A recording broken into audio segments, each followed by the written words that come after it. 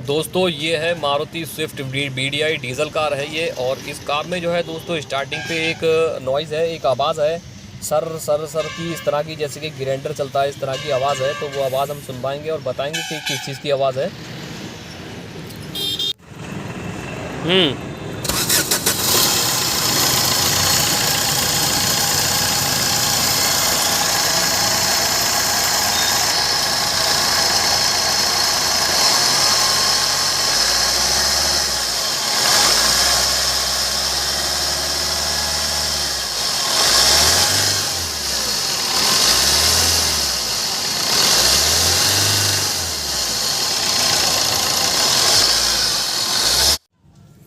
तो दोस्तों आवाज़ जो है इसके AC कंप्रेसर में है। तो इसके लिए हमें ये आगे का जो फ्रंट बम्पर है ये खोलना होगा, क्योंकि AC कंप्रेसर निकालने के लिए आगे की जो सभी फिटिंग है, ये बम्पर वगैरह ये निकालना होगा, इसका इंटरकूलर निकालना होगा। ये सब निकाल कर तभी हम इसे AC कंप्रेसर को बाहर निकाल पाएंगे।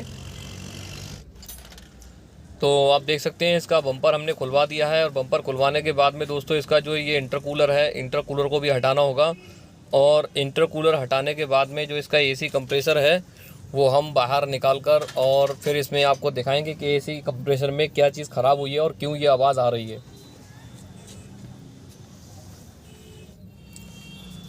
तो इंटरकूलर हमने निकाल दिया दोस्तों। और इंटरकूलर निकालने के बाद में AC कंप्रेसर कहाँ लगा होता है वो आपको पहले दिखा दें आपको इसमें।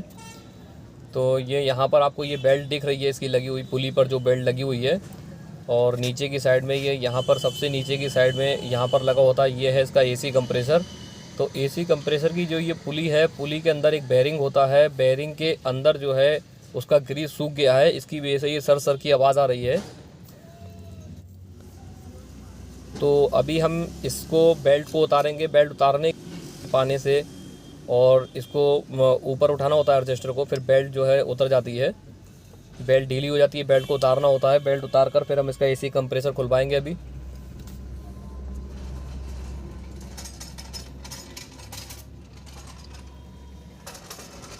तो फाइनली दोस्तों हमने इसको AC कंप्रेसर को आप देख सकते हैं बाहर निकाल लिया है। और काफ़ी इस पर गंदगी जमा हो गई है, मिट्टी आपको काफ़ी दिख रही होगी। इसको भी हम साफ़ करवाएंगे, लेकिन सबसे पहले हम इसकी आपको आवाज़ सुनवाएंगे कि इसमें आवाज़ जो आ रही है वो किस तरह की है।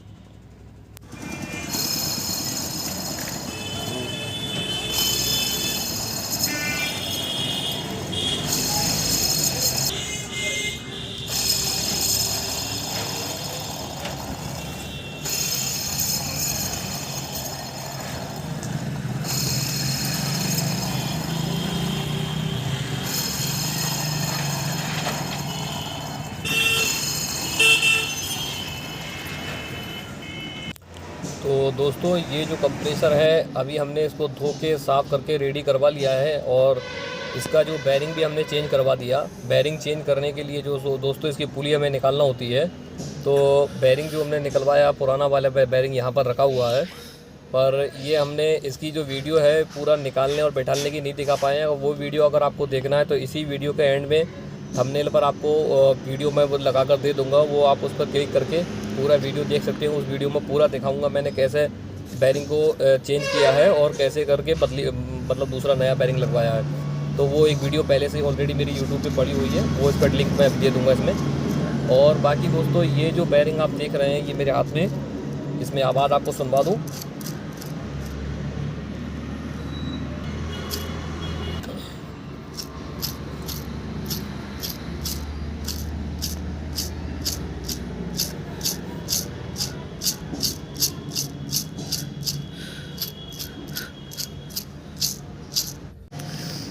और दोस्तों अभी ये जो कंप्रेसर में हमने बैरिंग नया डलवा दिया है इसकी पुली के अंदर।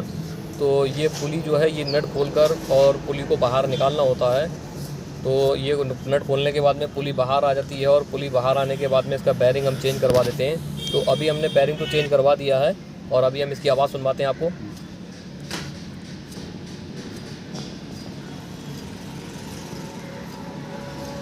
तो जैसा कि दोस्तों पहले ये पुली घुमाने पर बहुत ज़्यादा आवाज़ आ रही थी खिर खिर की, और अभी वो आवाज़ नहीं है, क्योंकि बैरिंग इसमें नया पड़ गया। तो बैरिंग नया है, फिक्स है, और इसलिए वो आवाज़ जो है अब इसमें से चली गई, आवाज़ नहीं है इसके अंदर। और अब ये कंप्रेसर हम लगवा कर गाड़ी में और फिर आपको आवाज़ सुनवाएंगे।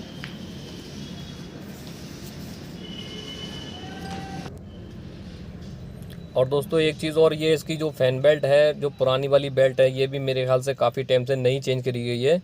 तो इसकी जो लाइनिंग है ये काफ़ी जगह से कट गई है, जैसे कि चूहे काट देते हैं इस तरह से कटी हुई है। पर ये कटने का रीज़न ये है कि जो इसकी जो पुली होती है, एसी कंप्रेसर की पुली, वाटर पंप की पुली, क्रैंक पुली, इन पर क्या होता है, कई बार मिट्टी वगैरह आ जाती है, जिसकी वजह से मिट्टी बीच में जो लाइनिंग में फंस के चल जाती है, जिसकी वजह से ये लाइनिंग भी कट जाती है।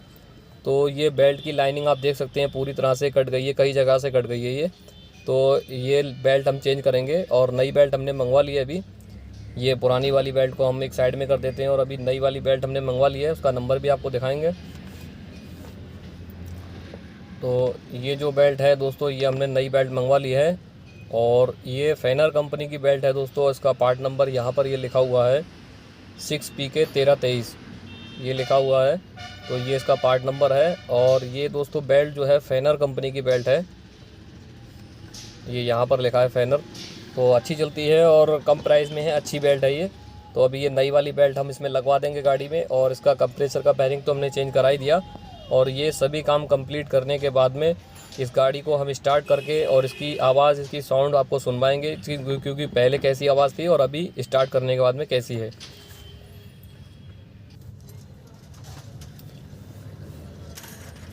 तो इसका कंप्रेसर हमने इसमें फ़िटिंग करवा दिया है कार में अभी। और इसकी जो बेल्ट है, बेल्ट भी हमने नई वाली लगवा दी है इसके साथ में। ये यहाँ पर आप देख सकते हैं, ये नई वाली बेल्ट हमने इसमें लगवा दी है। और अभी हम कार को स्टार्ट करके आपकी इस कार की आवाज़ आपको सुनवाएंगे अभी। तो दोस्तों अभी हम गाड़ी स्टार्ट करके आपको वो आवाज़ सुनवाएंगे जो पहले आ रही थी, वो अभी शायद नहीं होना चाहिए। स्टार्ट करो।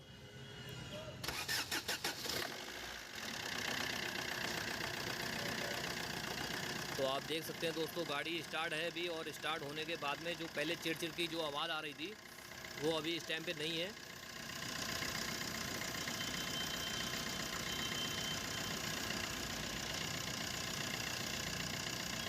तो इसका जो कंप्रेसर का जो बैरिंग था दोस्तों, बैरिंग हमने चेंज करा दिया कंप्रेसर का।